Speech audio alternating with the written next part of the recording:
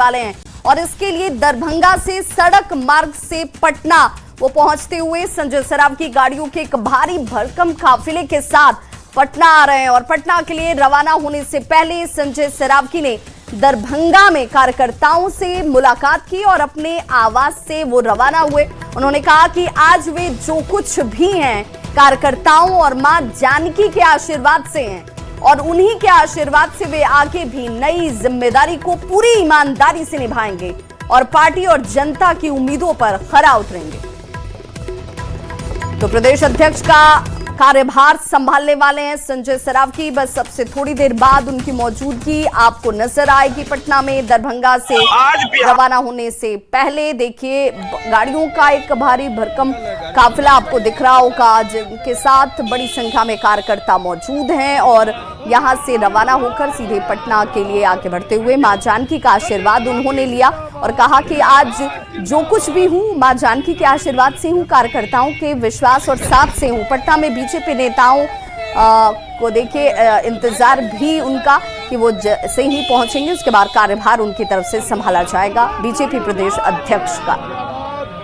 आज बिहार भाजपा प्रदेश अध्यक्ष पटना जाने के लिए निकल गए हैं और ये इनका आवास है। आप देख सकते हैं कि जो गाड़ियों का काफिला है वो यहाँ से अब निकल चुका है।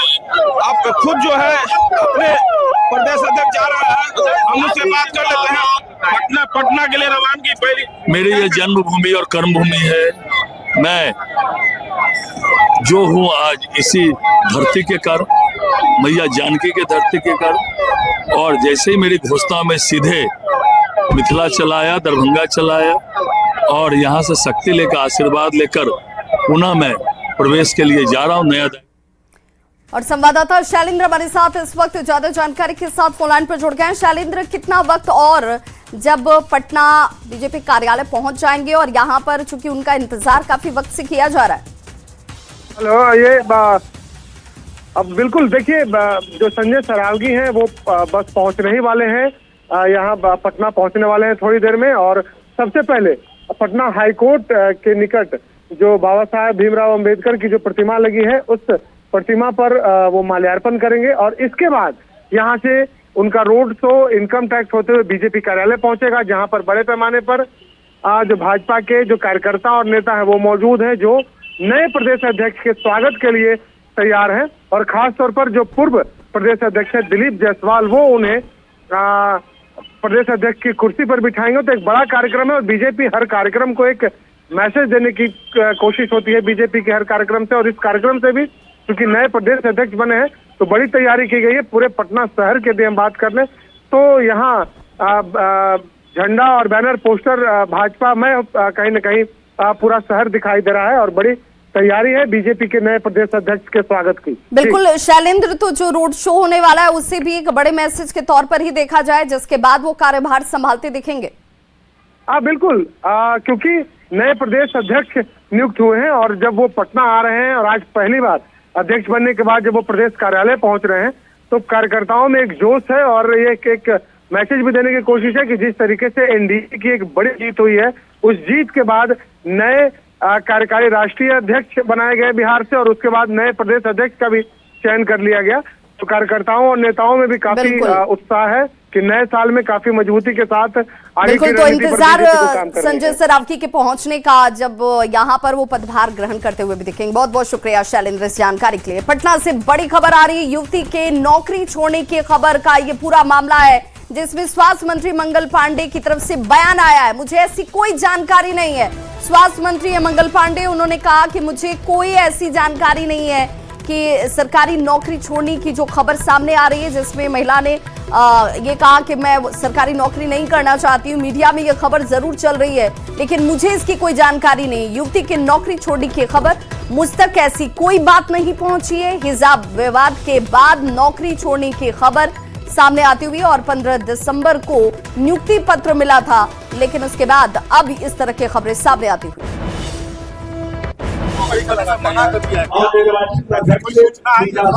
मुझे मेरे तक अभी कोई जानकारी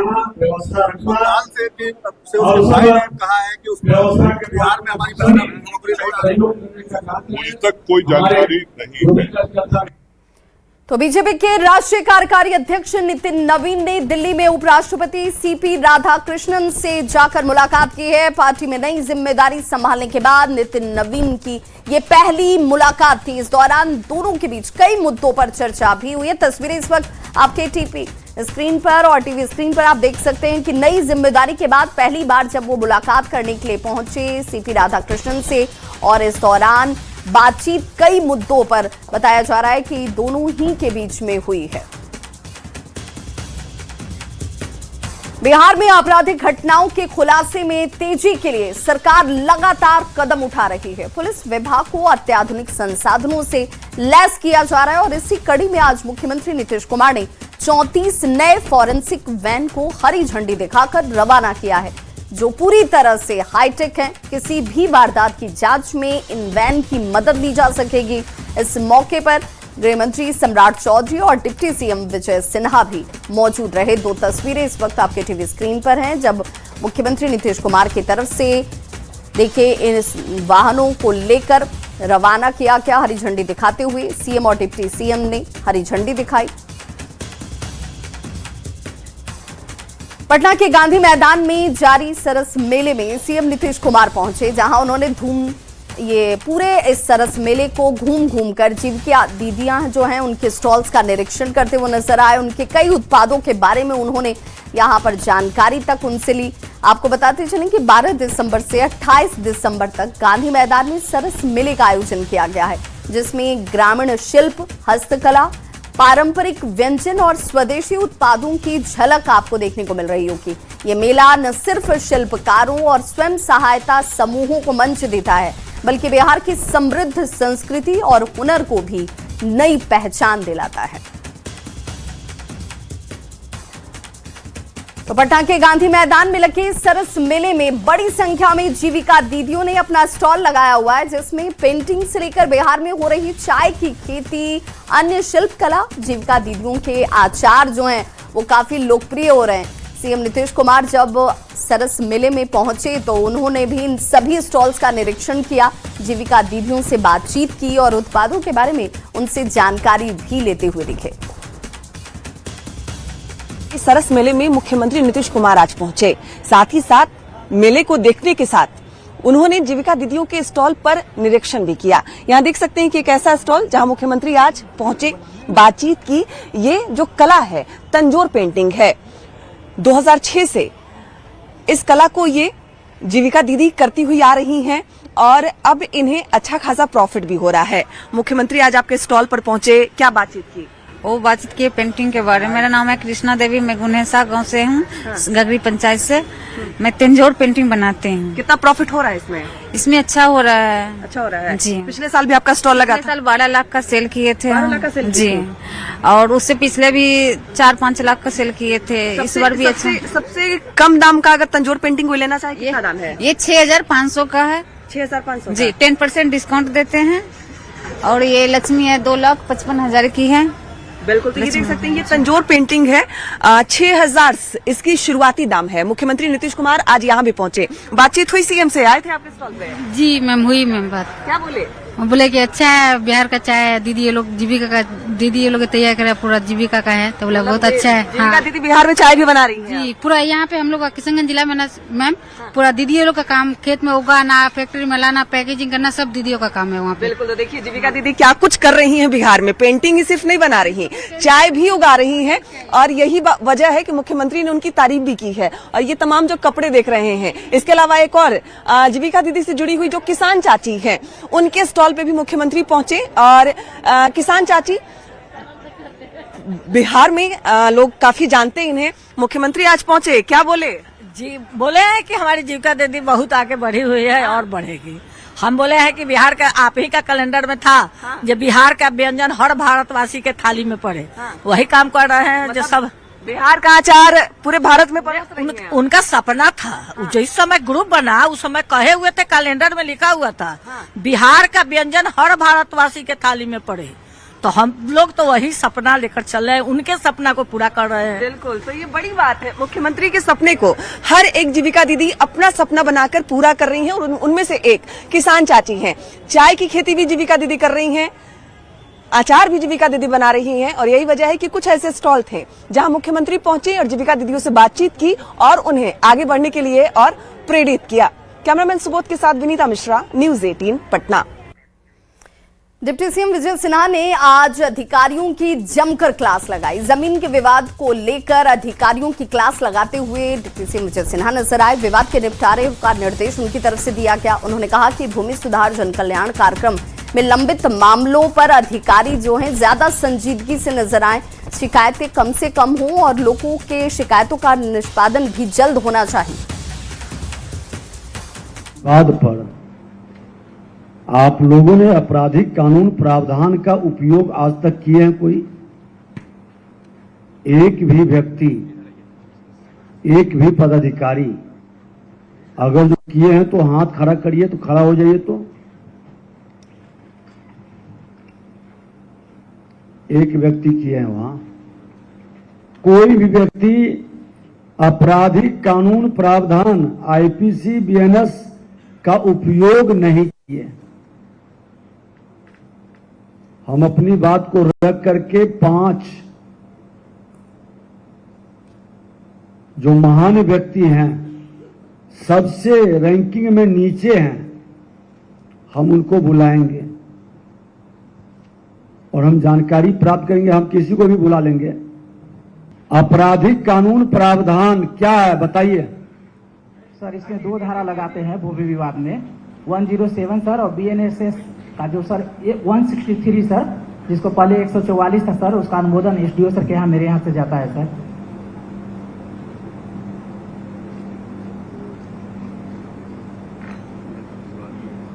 कितना दिन से है आप अंचलाधिकारी? सर 2 माह हुआ है सर यहाँ पे। नहीं, आप 2 माह सर। सर्विस का 2 माह हुआ है? नहीं सर, अंचलाधिकारी 2 माह से सर, पहले राजस्व अधिकारी थे सर।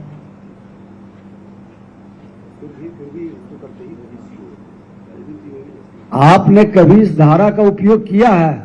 सर शनिवार के जनता दरबार में करते हैं सर, 107 सर।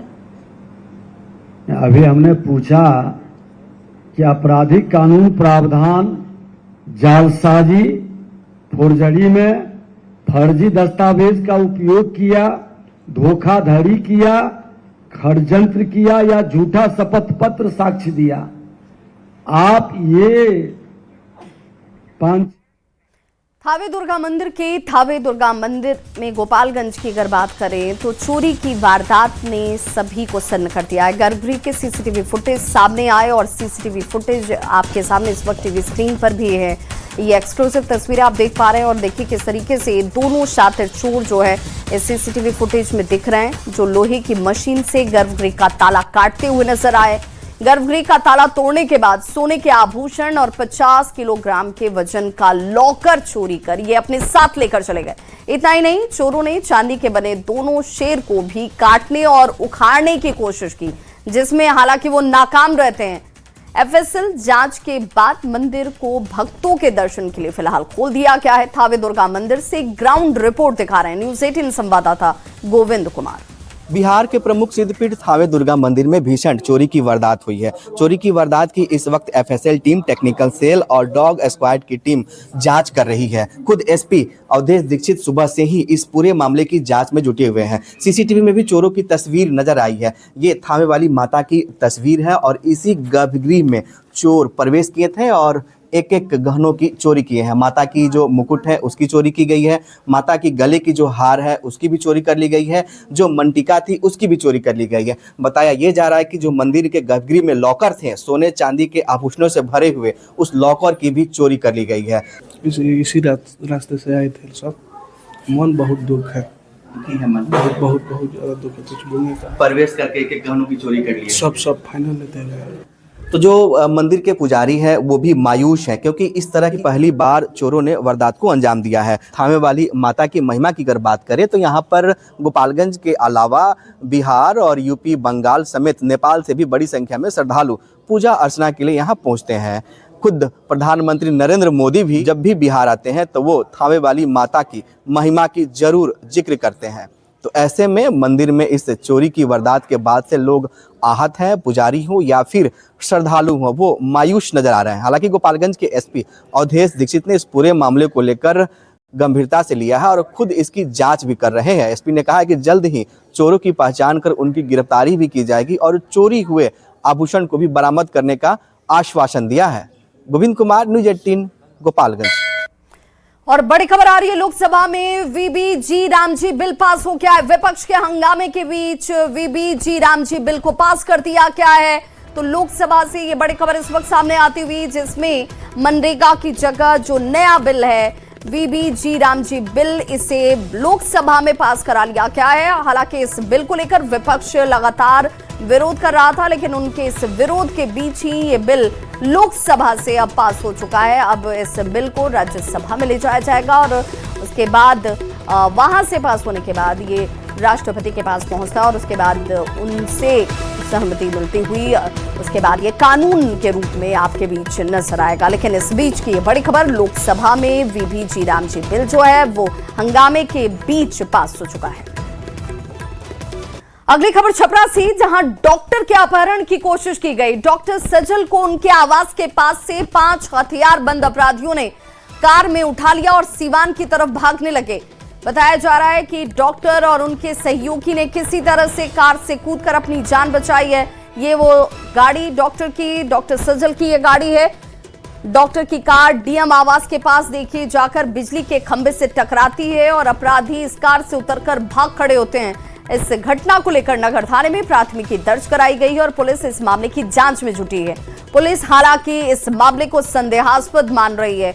पुलिस फिलहाल इस मामले पर कुछ भी प्रतिक्रिया देने से बचती हुई दिखी। ज्यादा जानकारी दे रहे हैं न्यूज़ 18 संवाददाता संतोष गुप्ता। छपरा में बीती रात एक डॉक्टर के अपहरण की नाकाम कोशिश की गई। हालांकि डॉक्टर ने अपनी जान किसी तरह से गाड़ी में कूद के बचा ली। मैं बता दूं कि ये गाड़ी है डॉक्टर सजल कुमार की। इसी गाड़ी में बताया जा रहा है कि डॉक्टर सजल को उनके आवास के पास से 5 हथियारबंद अपराधियों ने उठा लिया था और अपहरण करके सिवान की तरफ ले जा रहे थे। लेकिन ये गाड़ी अचानक एक्सीडेंट भी हो गई और जैसा डॉक्टर सजल का कहना है कि उन्होंने पहले ही इस गाड़ी से कूद करके जान बचाने की कोशिश कर ली थी और अपहर्ता जो है इस गाड़ी को लेकर के गाड़ी के साथ भाग रहे थे और समाहरणालय के पास ये गाड़ी अचानक एक्सीडेंट की शिकार हो गई। हालांकि अपहर्ता जो है इस गाड़ी से भागने में सफल रहे, उनका ड्राइवर हल्का जख्मी है और तमाम मामला जो है अब जांच के दायरे में डॉक्टर सजल से पूछताछ की जा रही है। मामला क्या था, जैसा कि डॉक्टर सजल ने बताया कि उनके आवास के पास से 5 हथियारबंद अपराधियों ने उन्हें उठाया था। तो पुलिस उन तमाम जगहों की सीसीटीवी फुटेज खंगाल रही है जहां से इस अपहरण की घटना को अंजाम दिया गया। हालांकि तमाम प्रारंभिक जांच के बाद पुलिस इस पूरे मामले को सस्पेक्ट मान करके जांच कर रही है। पुलिस का कहना है कि जब तक कोई पुख्ता साक्ष्य नहीं मिलेंगे इसे अपहरण अभी नहीं कहा जा सकता है। हालांकि पुलिस ने नगर थाने में मामला दर्ज कर लिया है और मामले का अनुसंधान जारी है। संतोष गुप्ता, न्यूज़ 18, छपरा। अगली बड़ी खबर अररिया से, जहां भू माफिया की पहुंच जिला निबंधन कार्यालय के रिकॉर्ड रूम तक हो चुकी है और वे कर्मचारियों के साथ मिली भगत कर जमीन के दस्तावेज में छेड़छाड़ भी कर रहे हैं। खुद जिले के अवर निबंधक पदाधिकारी ने यह खुलासा किया और अब खेल में शामिल सभी कर्मचारी और अधिकारियों के खिलाफ कार्रवाई की जाएगी। अररिया निबंधन कार्यालय में सालों से रिकॉर्ड रूम से ओरिजिनल दस्तावेज गायब कर फर्जी कागजात तैयार कर दूसरे लोगों के नाम पर जमीन हस्तांतरित करने का खेल चल रहा है। कर्मचारियों की मिली भगत से भूमाफिया अब इस पूरे खेल को अंजाम दे रहे हैं। शिकायत के बाद घालमेल का खुलासा हुआ है, जिसके बाद विभाग ने अपने ही ऑफिस के 2 कर्मचारी सहित 10 लोगों के खिलाफ नामजद केस दर्ज कराया। इसमें आउटसोर्सिंग से बहाल 2 कर्मचारी का नाम भी शामिल है। ने हमें सारा इंफॉर्मेशन दिया कि और हमने स्वयं भी देखा कि उसको पेज को हटा दिया गया था, वो जो ओरिजिनल था, और उसकी जगह पे एक डॉक्यूमेंट तैयार करके उस पर लगा दिया गया। तो इस आधार पे इसमें जो उसमें नकल में शामिल थे कार्यालय कर्मी जिन्होंने उस नकल को निकाला था और जैसा विभाग का आदेश है इससे लाभान्वित व्यक्ति, उन सभी पर एफआईआर किया गया। ऑफिस की भी सर मिली भगत यहाँ पर साफ तौर पर नजर आ रही। क्या मानते हैं कि जो रजिस्ट्री ऑफिस यहाँ पर जो है निबंधन कार्यालय, यहाँ के लोग भी सम्मिलित हैं कर्मी? हाँ, निश्चित रूप से हैं। तो उनमें 2 हमारे जो एमटीएस कर्मी, उन दोनों पर भी एफआईआर की गई जिन्होंने इस नकल को निकाला है। भारतीय खिलाड़ी आकाशदीप का आईपीएल में इस बार कोलकाता नाइट राइडर्स की टीम में चयन हुआ है, जिसमें उनके गांव के युवाओं में काफी उत्साह भर दिया। सासाराम के बड्डी गांव के जिस मैदान में आकाशदीप क्रिकेट खेला करते थे, आज भी उस मैदान पर बच्चे क्रिकेट खेलते हुए आपको दिख जाएंगे। उनके साथ बचपन में क्रिकेट खेलने वाले उनके दोस्तों ने कहा कि आकाशदीप ने इसी ग्राउंड से खेल की शुरुआत की थी और आज देश दुनिया में गांव के साथ पूरे बिहार और देश का नाम रोशन कर रहे हैं। इंडियन क्रिकेटर आकाशदीप का चयन कोलकाता की टीम में हुआ है और मैं अभी हूं आकाशदीप के गांव में। आप देख सकते हैं यहाँ जो ये मैदान है, इसी मैदान में खेलकर कभी आकाशदीप जो है ये मुकाम पाया है और उनके साथ क्रिकेट खेलने वाले उनके मित्र भी हमारे साथ हैं। जी, आप तो आकाशदीप के साथ क्रिकेट खेला करते थे? हाँ जी सर, हाँ। धन्यवाद आपका सबसे पहले बड़ी में। हाँ। आकाशदीप का संघर्ष रहा है और जो आकाश जो भैया हैं वो हम लोग से बहुत पहले के थे, हम लोग तो बैठते थे देखते थे, ये लोग खेलते थे। तो अच्छा समय का कोलकाता टीम में चयन हो गया है, बहुत अच्छा है। हाँ। अभी तो हम अच्छे से जान नहीं रहे हैं। कोलकाता टीम में हुआ है उनका चयन आईपीएल के लिए। अभी खुशी है आप लोग? बहुत अच्छा गांव के हैं, यही ग्राउंड में यही ग्राउंड है, ये वही ग्राउंड है। मैं दिखाना चाहूंगा कि ये वही ग्राउंड है और जिस तरह से जो है ईंटा लगाकर पत्थर लगाकर बच्चे लोग क्रिकेट खेल रहे हैं और ये इसी तरह आकाशदीप भी इसी तरह ईंट पत्थर लगाकर क्रिकेट खेलने की शुरुआत की और आज यहाँ तक पहुँचे हैं। तो यहाँ के बच्चों में भी काफी उत्साह है। जीत कुमार, न्यूज़ 18, सासाराम। नवादा में उत्पाद विभाग की टीम ने बस से भारी मात्रा में विदेशी शराब को जब्त किया है। झारखंड से आ रही बस में रजौली चेक पोस्ट के पास उत्पाद विभाग की टीम की तरफ से छापेमारी की कार्रवाई की गई और इसी तलाशी के दौरान सीट के नीचे से देखिए 2 ट्रॉली विदेशी शराब की बोतलों से भरी हुई मिलती है। तस्वीरें आपके सामने हैं। एक व्यक्ति बस में नशे की हालत में भी मिला। पुलिस ने इस मामले में कुल 3 लोगों को गिरफ्तार किया है। तो इस बुलेटिन में